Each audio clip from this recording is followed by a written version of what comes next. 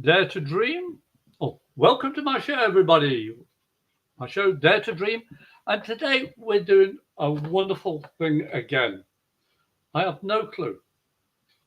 And I say that in a nice way. I'll explain it in a minute. But I'm your host of Dare to Dream, Graham Williamson. I'm an international intuitive, evidential medium and psychic. And I've been doing this all my life. I've been on News Streaming Network, Going Bold Media. I've just had some good news. Because of you, my show's doing good. And I want to thank each and every one of you. But also, please look at the other shows. There's so many varied shows here with the Going Bold Media. There's something for everybody. Just let us know, okay? But anyway, today's show is about finding oneself. I've done similar in the past. And in a way, I've got to be totally honest. I have no clue what I'm about to say with conscious thought. Being a medium, I've learned to trust my instincts. I've learned to trust my guts. And it saved my life. It's helped other people. I've reconnected people with past loved ones. All because of my intuition. We all have it. But most people think it's just psychic. Psychics are of the material. I've explained it in previous shows, but I'm just going to give you a broad outline. Being a psychic is of the material self-preservation abilities. We all have it. You walk into a room and you feel, oh, no, I don't like this, or, hey, this is great, feel great. Or somebody you meet, no, or, yeah. That's your psychic side. But the medium is where one's energy and spiritual connection and higher vibration allows the medium to receive from spirit on the other realm. I don't know how it actually works. I just know that from practice of keeping my energy positive, lighthearted, with love, not the ego, not, oh, look at me, I'm good, none of that. And in fact, I was a bit doubtful of my shows going anywhere.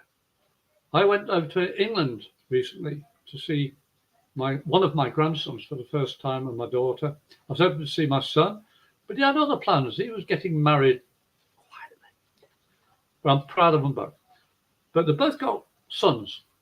So I wanted to go over to meet both of my grandsons. But I managed to see my daughter and her son. And this is the epitome of granddad meeting grandson. He got out of the car with his mother, went to a place called Trenton Gardens in the west of the Midlands in England. Beautiful place. He got out, saw me, and said, hi, Grandad, where's Grandma? He's 7.5. He instantly recognized me and wanted to know where his grandma was. Grandma was at home, I said, looking after our dog and our cats, because nobody else can look after them, because our dog's not really well. Oh, that makes sense, he says. 7.5. He's as bright as a button. I'm proud of him. But also, I was warned by the rest of my siblings, you can't tell your grandson no. He doesn't react well to it. Oh, okay. And my daughter said, be a bit careful.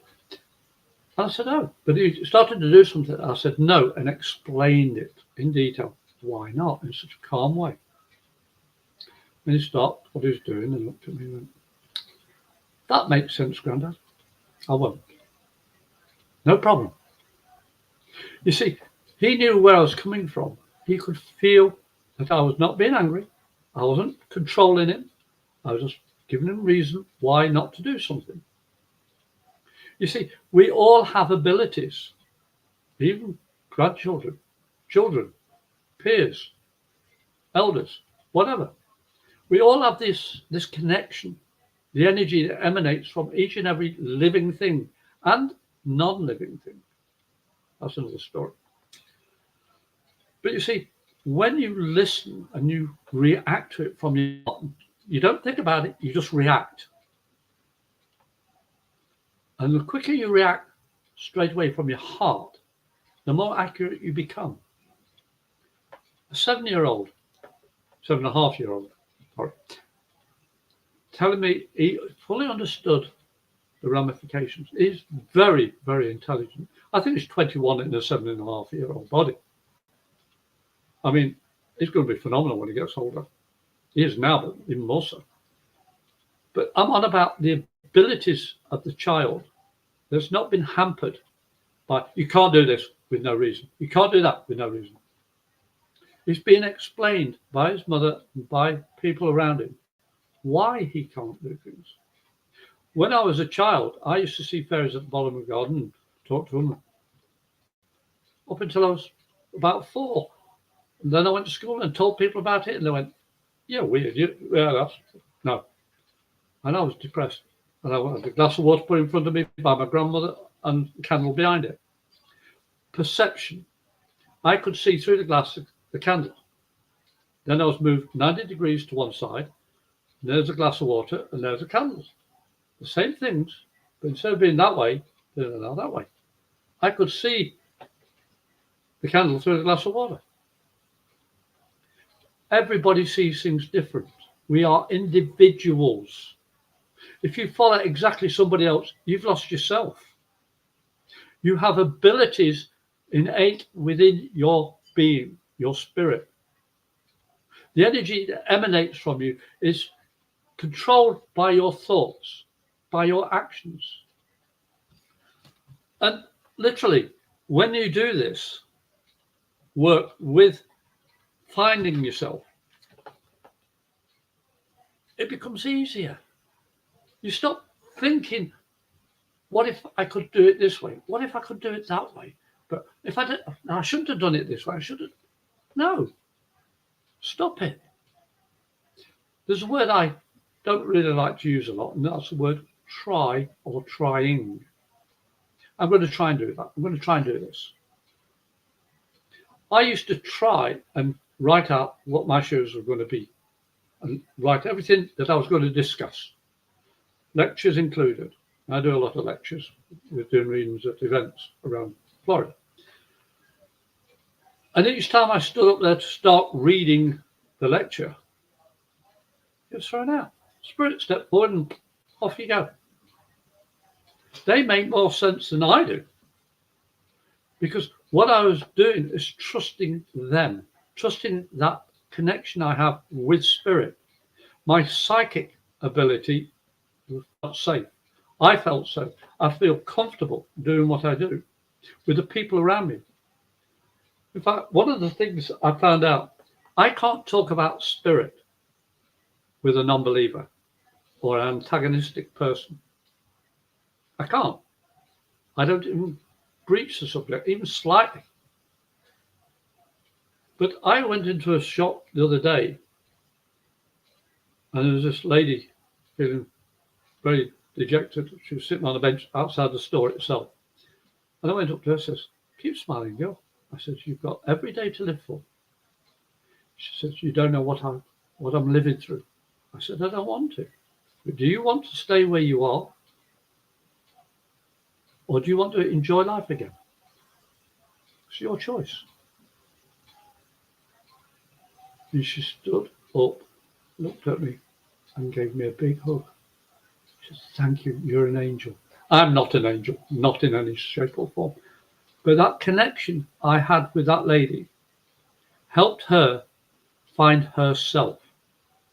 You see, finding oneself is a choice. You know when you're doing right and wrong. And if you have to think about whether you're doing right and wrong, think again. You're doing something that doesn't feel comfortable. My shows, I knew there was something about my shows that didn't feel quite right, and I didn't understand it.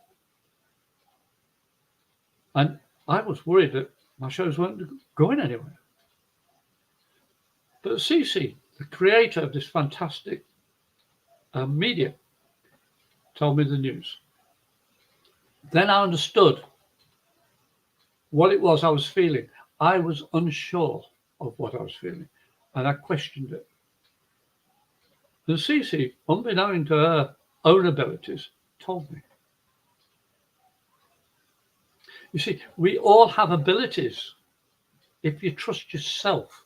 Cece created this Go Involved Media network, and we're on so many different medias now. It's fantastic.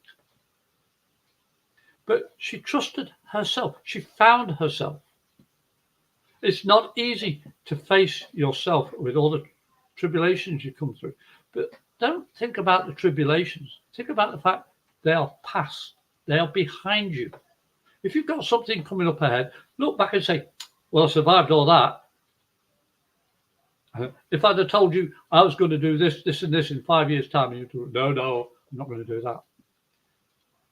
I've said before, I've been held up at gunpoint, been shot at, been in 3 major car accidents, held a bomb that should have gone off.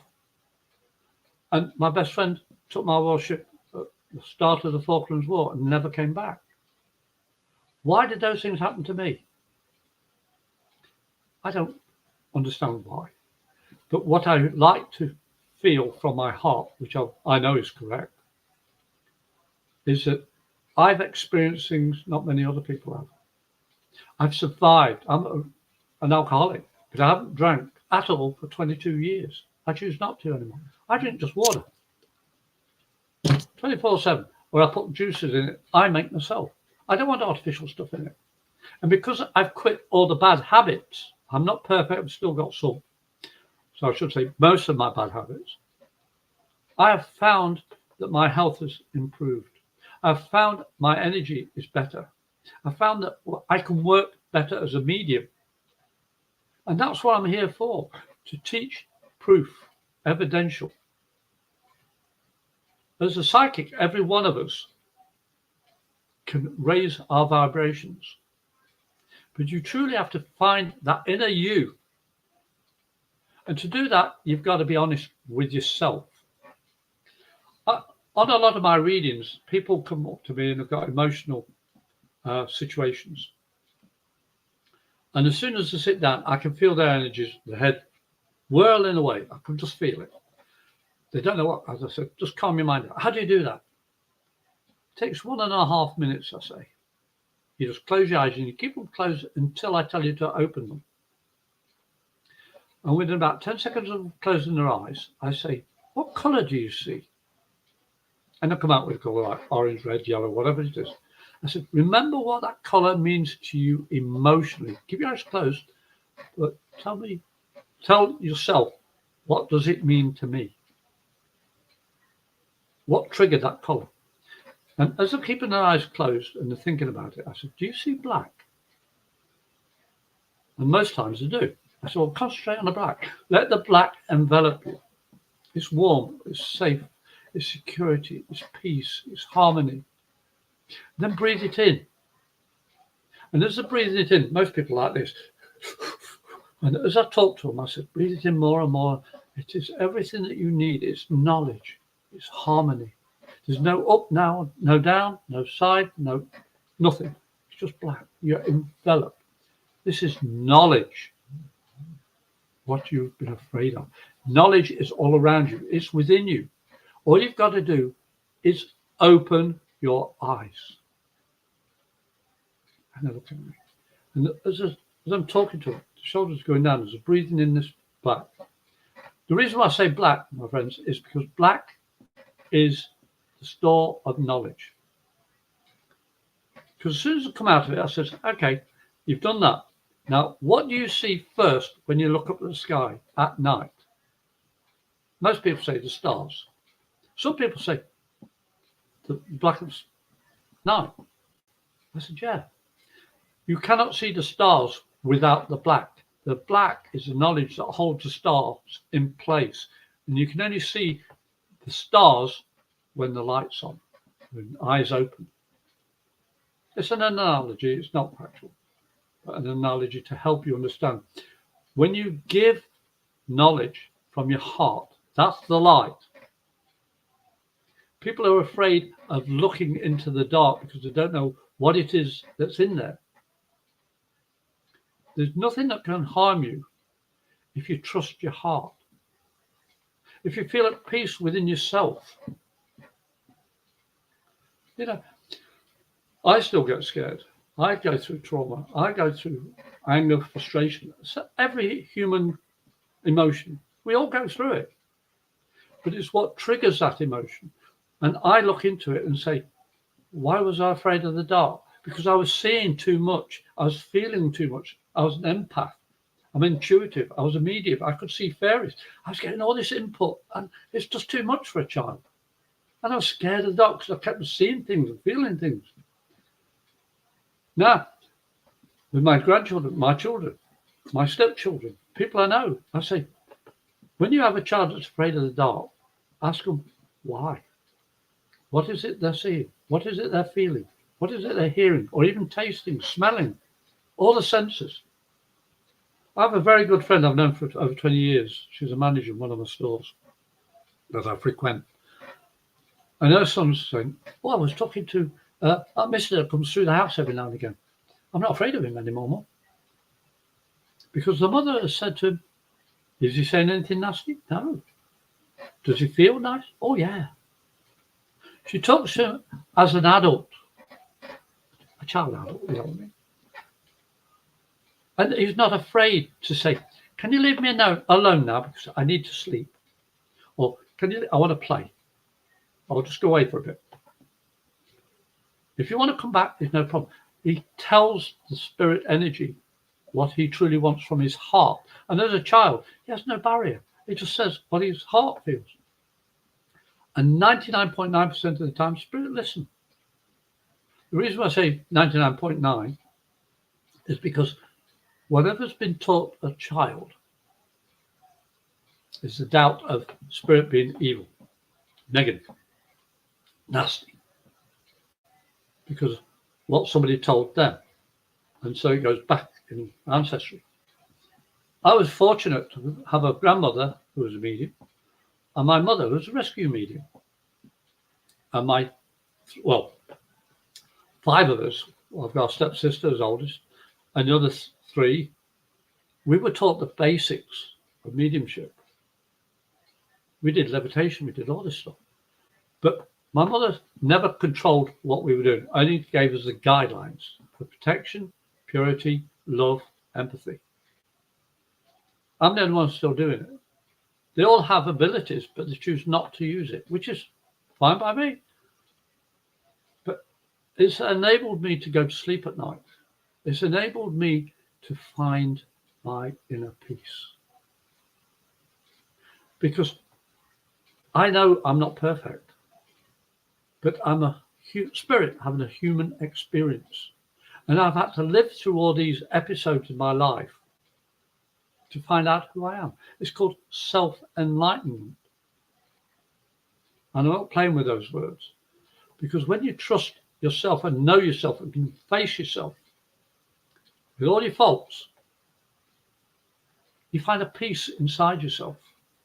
And that radiates out because I don't have the darkness, the anger, the frustration, the pain holding me back. I want to show people, look, you can live through it. One of my favorite episodes of meeting somebody that had trauma was a veteran at a combat cafe close by, just closed down. But he was living as a Vietnam veteran and he was traumatized, PTSD. And I sat him down and I talked to him and I said, what happened? And he told me. And then in the end, I said, the atrocities that he encountered and he felt he had committed to protect the village weighed heavily on his heart. That his squad had actually gone out and stopped people doing horrific things in Vietnam to villages, innocent people. Doesn't matter, old, young, male, female, didn't make anything, animal, whatever. These baddies were annihilating the village and the people in it, bit by bit. And his squad had gone out and stopped them. They killed them. Without orders, but they shot them.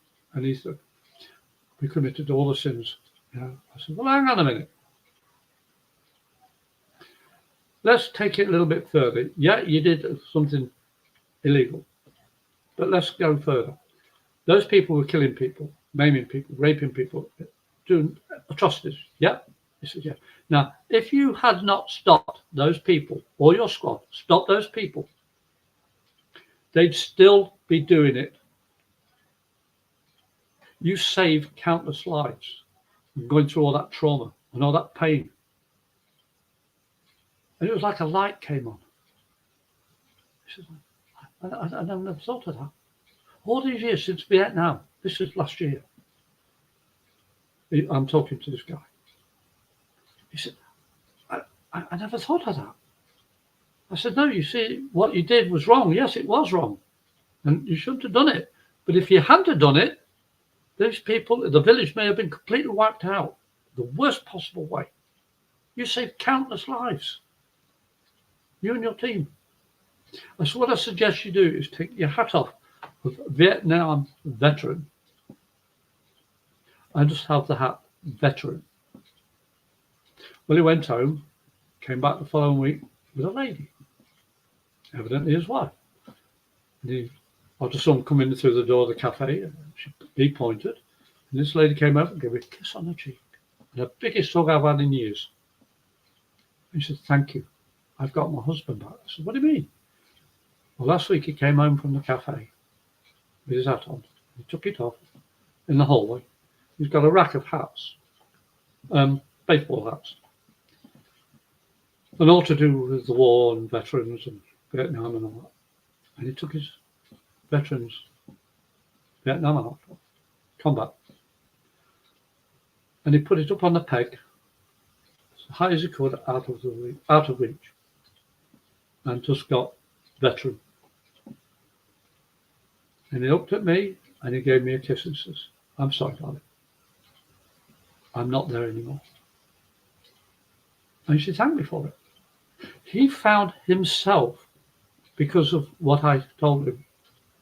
But he already knew it. But he hadn't seen it because of the anguish and the pain he was holding on to. But because he was unable to talk about it, I showed him what he was saying.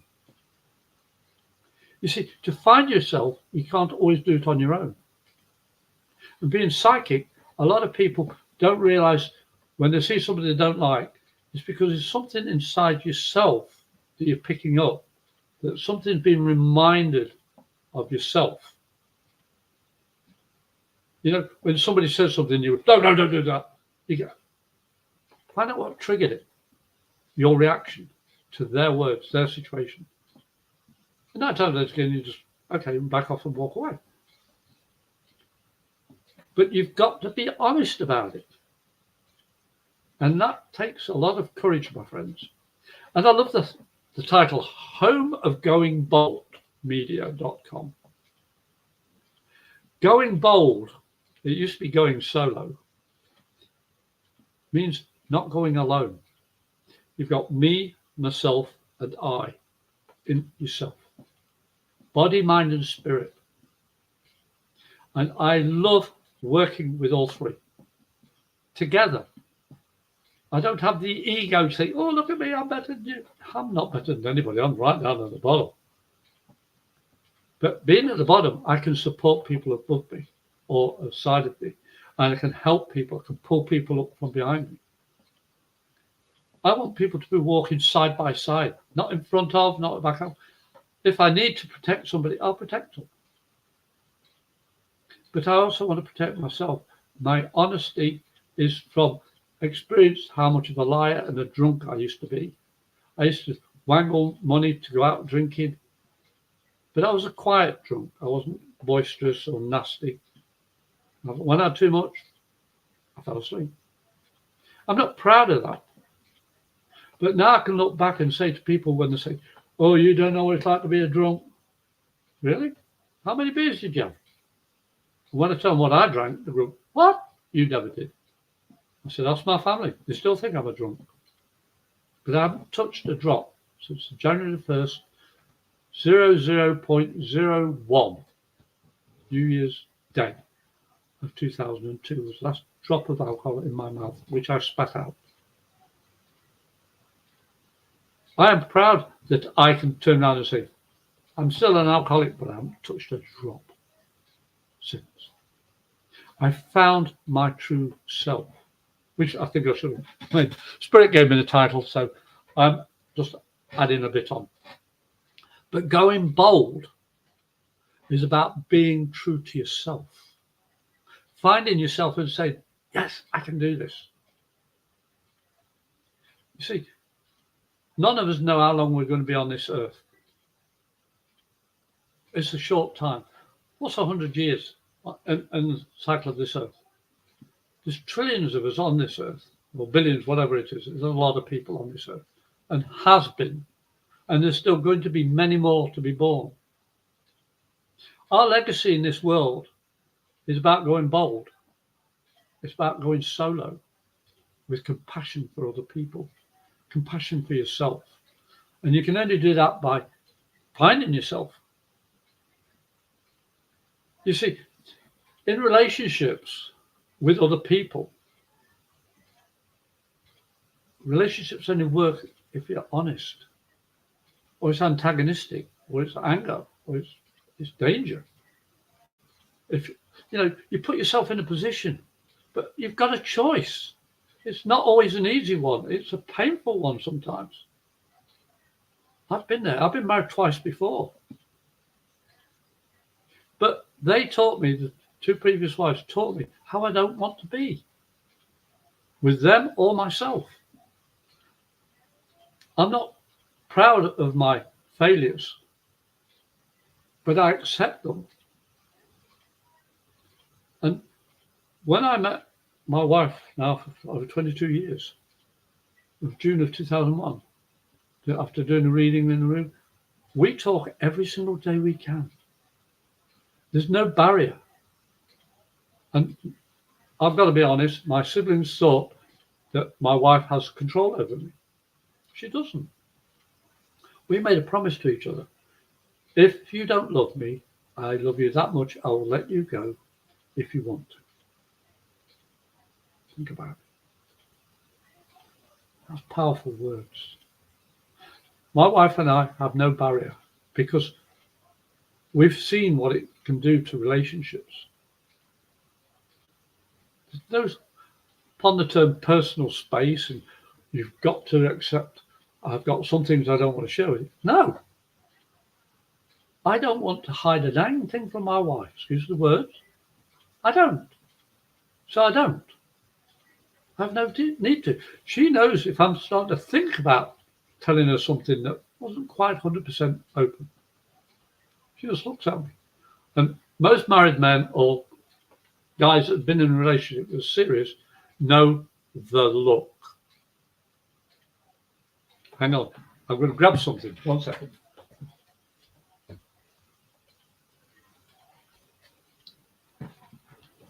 I apologize for going from the camera, but this is one of the things that made me what I am today.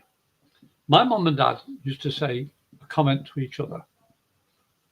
I'm going to read it and then I'll show it you.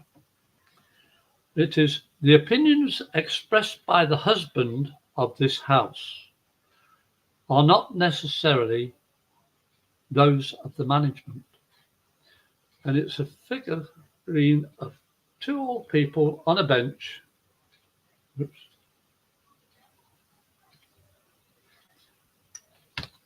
I believe we had this made for our parents many years ago. When it passed, I was lucky enough to get it.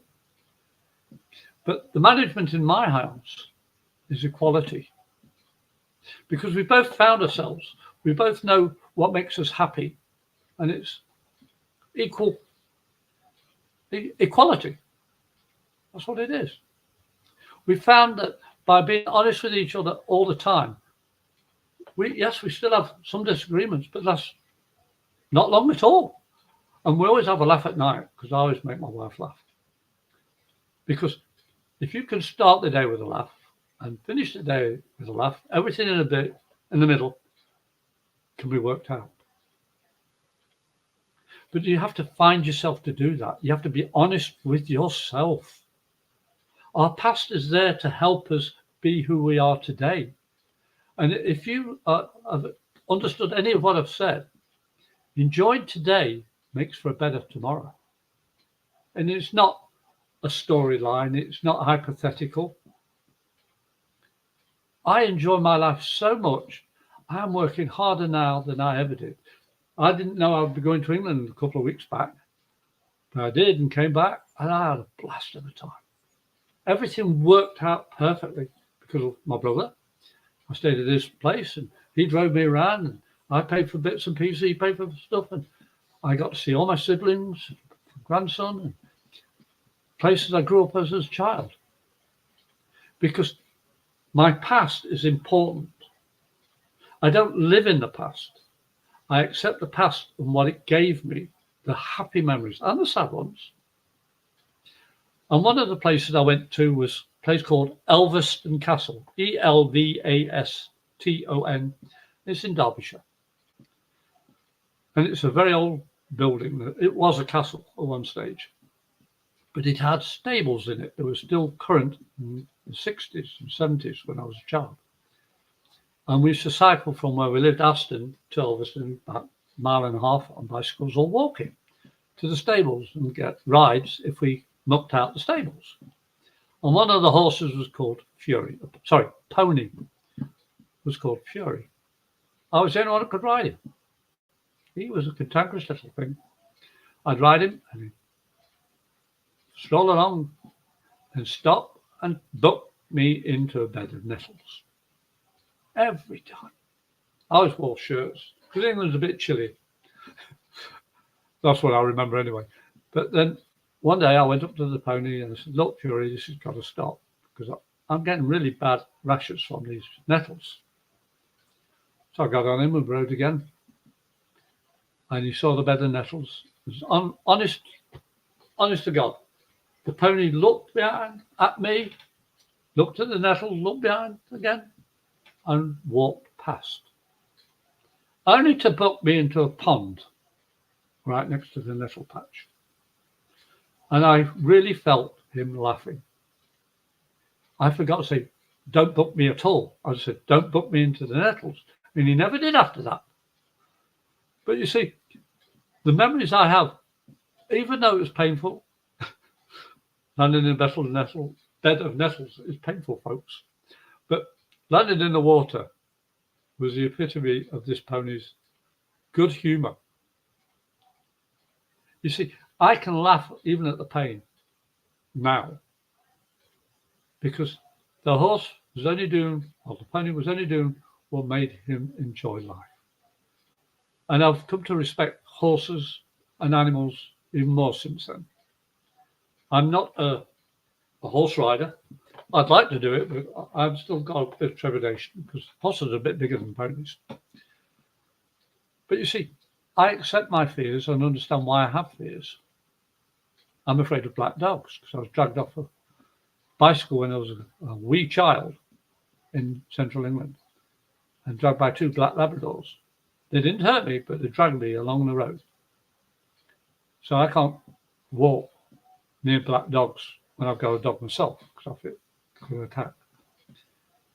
But you see, I understand why I'm afraid of it. I've had a black dog. In fact, I've had 2 black Labradors here with my wife. In fact, they were here when I first got here. I've been with animals, but I can't walk a black dog because that's the limit of my, okay, I can cope with it. But understanding why, finding myself,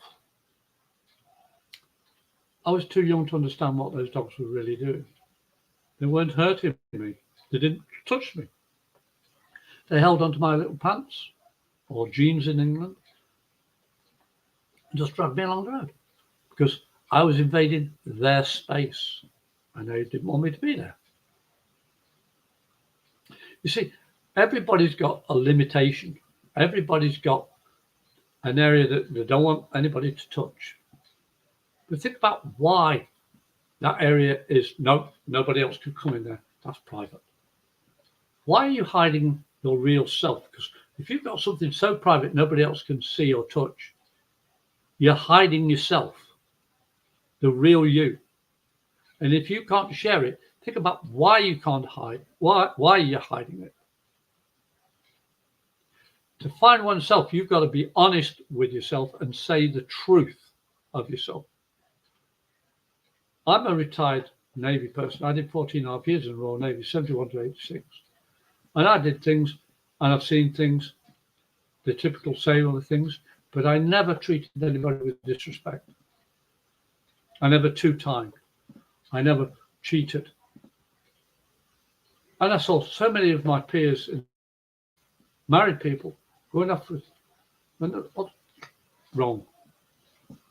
I wasn't holier than thou, it's just I didn't agree with it. Because my mother, my grandmother, my grandfather taught me about relationships, about love, respect of self and others. They taught me to find myself. And this is why it's so important for each of you to understand this. Because if you don't, your life can be full of turmoil, frustration, even anger, even hate. If you hate something that much, why are you doing it? Why are you allowing it into your life? If somebody is controlling you that much and you hate it, either get hold of the authorities, run away, get some help from somebody, or stand up and walk away. Yeah, you're going to be on your own. Yeah, you're going to be isolated because other people think, oh, that person's wonderful, but you know the truth. You can always contact me. I've been through so many things in my life. And if you really want to contact me, I'm here. You can email me at medium77@gmail.com or thebrit77@hotmail.com. If you need help, I don't know what I can do to help you, but I'll do my best and help you get in touch with the right people. That's my promise. Or you can phone me. Now I'm in Florida, USA, so it's 352-409-1060. Leave a voice message, say Dare to Dream or something, because if you don't tell me, I'm not going to answer the phone or call you back. I need to know who's calling me. We all get the scam callers. In fact, it's a pain of life. But it makes me laugh because they've got a job to do. They know it causes upset to other people. But I'm here to say, when they phone me, thank you for calling me. How can I help you? And they hang up. I'm being nice, for goodness sake. But please, if you need help and you need somebody to help you find yourself, I or other people that I know are always there to help you as best they can. That's the only promise we can give you. We don't know if we can until you knock on the door. We'll show you what we can and help you where we can. Now, the Going Bold media, please, please, please like, subscribe, choose a show that you like or shows, get involved, because this is what makes this whole media help you. Now, I'm the host of Dare to Dream. My name's Graham Williamson. I'm an international intuitive, evidential medium and psychic. And I do my show every other Wednesday. My next show is going to be, the 2nd of July. Or 3rd, my apologies. I missed it then. Thanks, CC. 3rd of July. I don't know what the topic is at the moment, but I know each time I ask Spirit to give me a heading, they've never let me down. I hope you've enjoyed this show. And I really want you to think about what I've said. You are never alone on this earth. Even if you are a single person in one room, you are never alone. There's me, myself, and I, body, mind, and spirit. That's just 3 aspects of who you are. But also, because of your energy, you are connected to the divine energy of life around. In the other realm of where spirit go when they pass over, And they are always trying to connect with you. If you're full of hate and frustration and anger, it's difficult for spirit to get to you, to help you. When you think of loved ones who have passed, or why did you leave me? Think about what triggered you to remember them. Because most spirit, when they travel onto the next realm of existence, learn about their mistakes and their love and connection with you on this earth still. And they want to trigger those memories, the good memories, not the bad ones. Sometimes the bad ones are triggered first. But as a rescue medium, I help those spirits that are negative and show them that they've passed into the light, not the dark, the light. And the spirit tap your memory. And you remember them and say, oh yeah, I remember. But then you say, they're dead. Or I don't like you because you died. Or some frustration about them passing. But they triggered the memory just so they can connect with you. Spirit, you. Spirit goes, oh, can you remember when we did ABC? And you go, oh yeah, I do. Remember it. Then you can talk to them. But you have to use your voice. Your energy comes out of your voice. If you just think it, nothing happens. And people say, I can't feel spirit. My loved ones passed, but I don't feel them.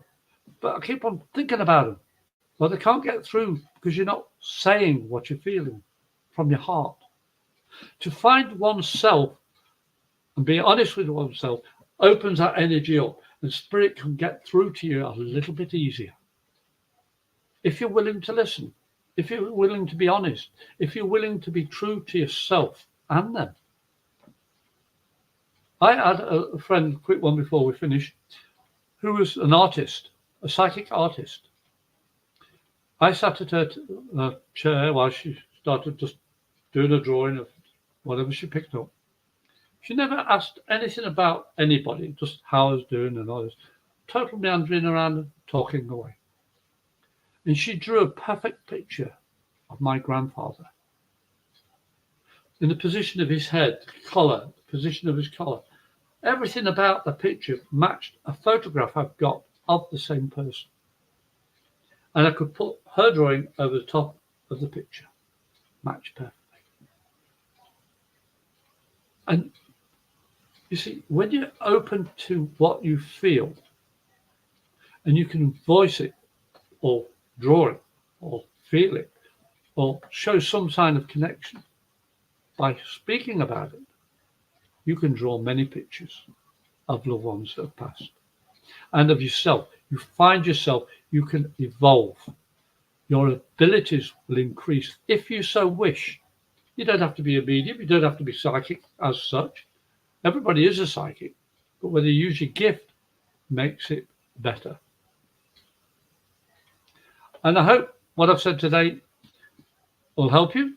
And I'm going to have to say goodbye, and I'll see you week after next. And I want to thank Cece and everybody. Like, share, comment, subscribe. And thank you for watching. Bye for now.